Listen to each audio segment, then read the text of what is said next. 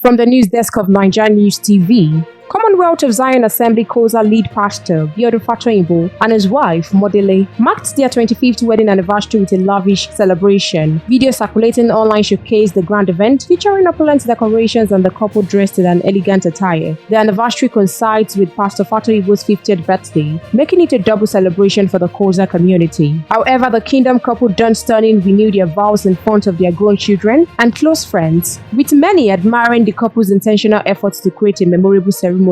In the past years, Pastor Fatoyinbo has faced significant allegations that have threatened to derail his ministry. The claims, which went viral in the media, put him to test. Recent social media posts by individuals like Nina Kalu Ude have brought renewed attention to these claims. Singer Timi Dakolo, who previously raised concerns regarding his wife's experience with the pastor, has also weighed in on the matter. The timing of the anniversary celebration alongside these renewed allegations has sparked public debate. We will continue to supply you real-time news updates. Please stay tuned to NaijaNews TV.